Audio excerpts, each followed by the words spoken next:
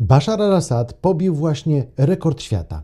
I wcale nie chodzi o liczbę zabitych lub torturowanych przez jego reżim Syryjczyków, ani o tych 13 lat krwawej wojny domowej. Assad stał się najszybciej obalonym przywódcą na Bliskim Wschodzie. Nowym władcą Syrii podbój kraju zajął zaledwie 12 dni. Obejrzyj do końca ten film, a dowiesz się, jak to możliwe, że dyktator, który rządził przez ćwierć wieku, został tak szybko pokonany. Wyjaśniamy. Na podcast Świat zaprasza Wojciech Cegielski, korespondent zagraniczny Polskiego Radia.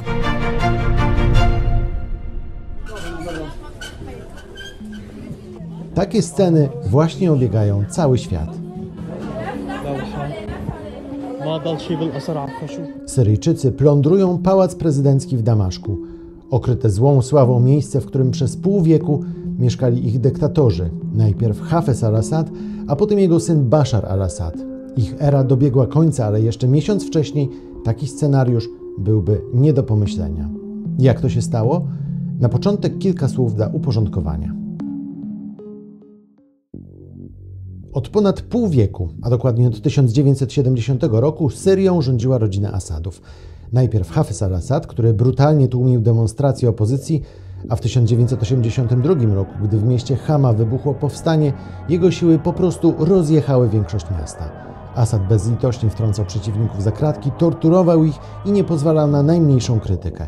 Gdy umarł, władzę przejął jego syn Bashar, który na początku wydawał się miłym i liberalnym politykiem, ale wkrótce zaczął robić to samo, co jego ojciec.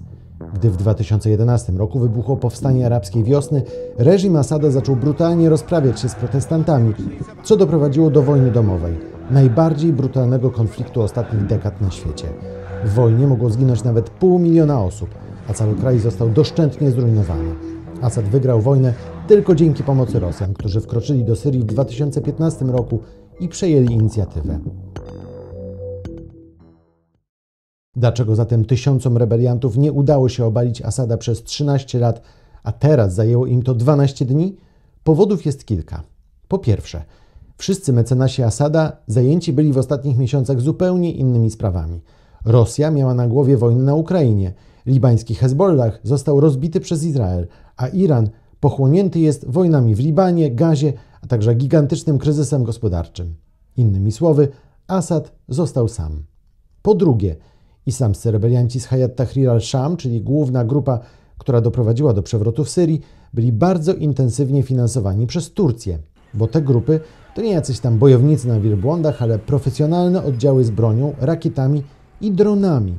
Ale jak to się stało, że nawet tak profesjonalnie wyposażone oddziały bojowników niemal bez walki pokonały liczącą tysiące żołnierzy syryjską armię?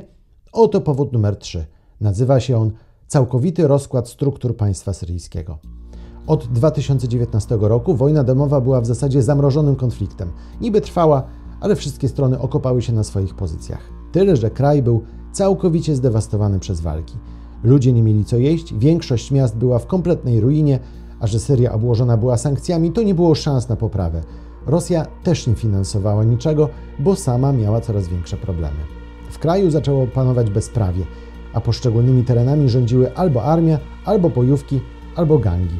I coraz więcej osób zajmowało się narkotykami, a dokładniej produkcją kaptagonu.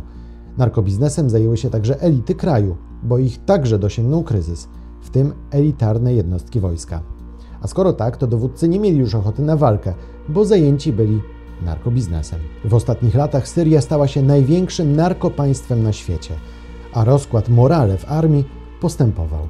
I teraz już rozumiesz, dlaczego w tych warunkach wystarczyło zacząć powstanie, by w ciągu nieco ponad tygodnia odsunąć od władzy osamotnionego dyktatora, którego nie chciała już bronić nawet własna armia.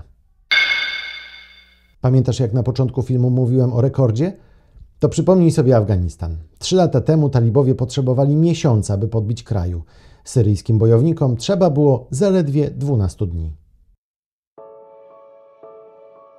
To teraz pytanie, na które nikt nie zna odpowiedzi. Co będzie dalej? Ci, którzy przejęli władzę w Syrii, to tak naprawdę luźno związane ze sobą grupy. Skrajni islamscy fanatycy i dżihadyści, ale do tego Druzowie, Kurdowie, umiarkowani sunnici itd. Ale co ważne, te grupy są ze sobą luźno powiązane I wcale nie jest powiedziane, że będą posłuszne przywódcy rebelii, czyli Mohammedowi al-Jawlaniemu. Następne dni zapewne będą pokazem jedności wszystkich bojowników. Ale gdy emocje opadną, może dojść do jazdy na całego. Bo pamiętaj, że Syryjczycy mają za sobą 13 lat brutalnej wojny i żądza odwetu za wcześniejsze zbrodnie jest bardzo silna. Jakie zatem scenariusze czekają teraz Syrię? Na pewno nie różowe. Z pewnością Alawici, chrześcijanie, czyli grupy, które były pod parasolem Asada, będą masowo uciekać z kraju. Zapewne do Europy. A w Syrii może dojść do walk bratobójczych, niczym w Libii, gdzie wkrótce po obaleniu Muamara Kaddafiego partyzanci sami wzięli się za łby i zaczęli nową wojnę domową. Jest jeszcze scenariusz afgański, czyli przywódcy rebelii, islamscy fanatycy biorą wszystkich za twarz, wprowadzają prawo szariatu. I w kraju jest spokój, ale nie ma wolności. Nie odpowiedziałem na jeszcze jedno ważne pytanie. Kto dokładnie stał za obaleniem Asada? Ale cierpliwości. Opowiem Ci o tym w najbliższym odcinku podcastu Świat.